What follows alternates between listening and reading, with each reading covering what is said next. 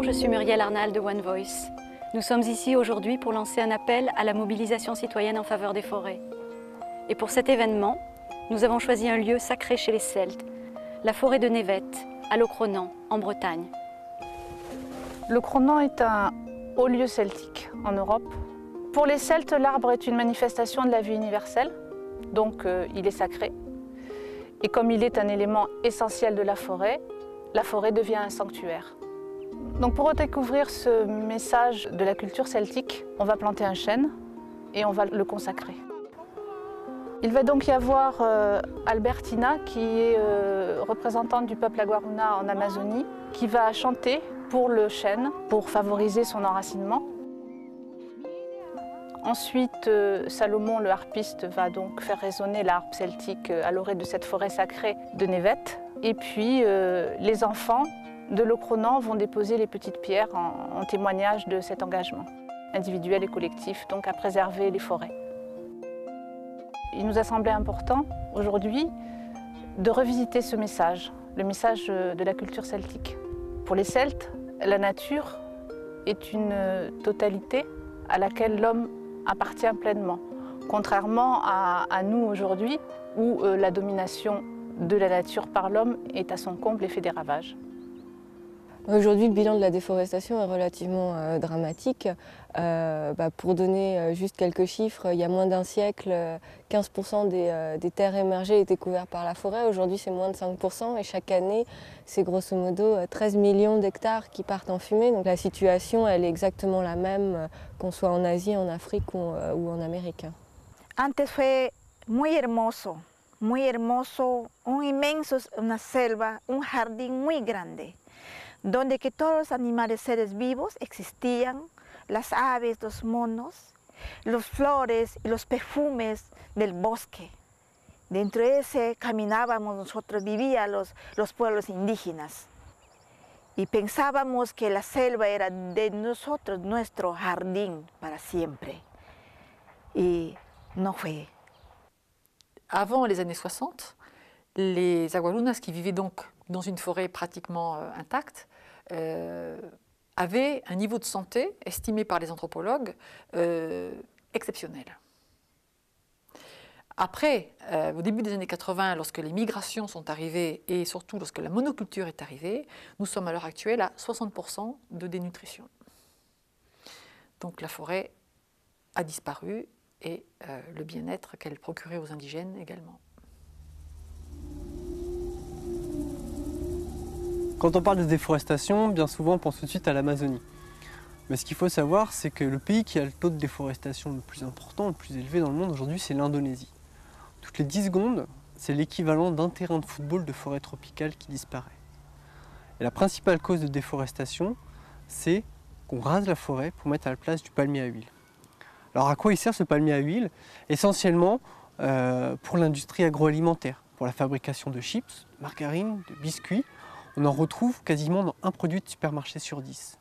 Cette situation est si grave qu'à l'heure actuelle, à Sumatra, en 2007, nous avons des gens qui meurent de faim, qui meurent de dysenterie, voire qui sont délibérément tués par les autorités ou par les compagnies elles-mêmes, soutenues par les autorités, pour pouvoir convertir la forêt où ils vivent pour les plantations d'huile de palme.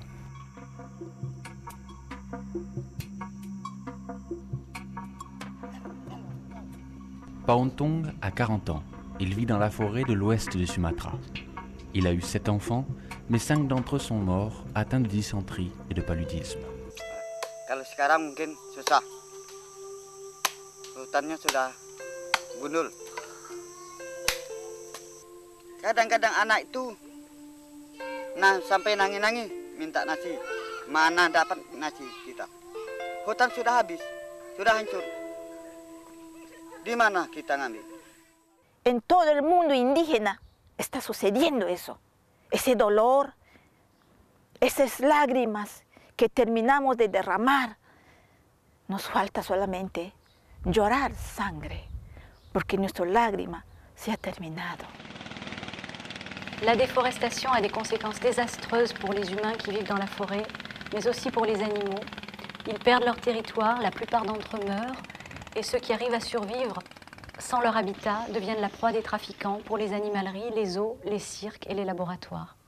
On estime sur l'île de Bornéo qu'on perdra les gibbons dans une dizaine d'années, 10 ou 15 ans, à cause de la déforestation et du braconnage. Et c'est le même constat à Sumatra, et voire même des espèces de gibbons sur les petites îles à Mentawai, dans l'ouest de Sumatra. Là, on risque de les perdre les 5 prochaines années. Le constat est dramatique sur tous les continents de la planète pour les animaux, que ce soit en Indonésie, en Afrique ou en Amérique du Sud. Ce que disent une fois encore les populations locales, c'est qu'ils ne voient plus les animaux et ils ne les entendent plus. Donc ça veut dire que c'est maintenant le cœur même de ces espèces animales qui est menacé.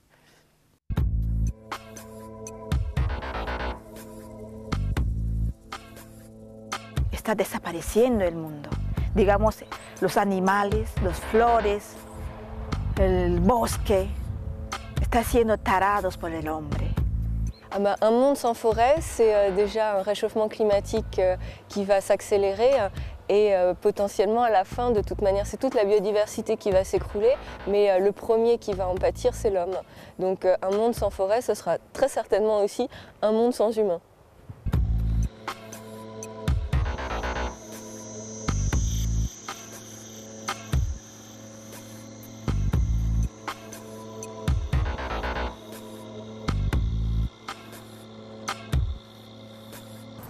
La forêt disparaît, mais ce n'est pas une fatalité.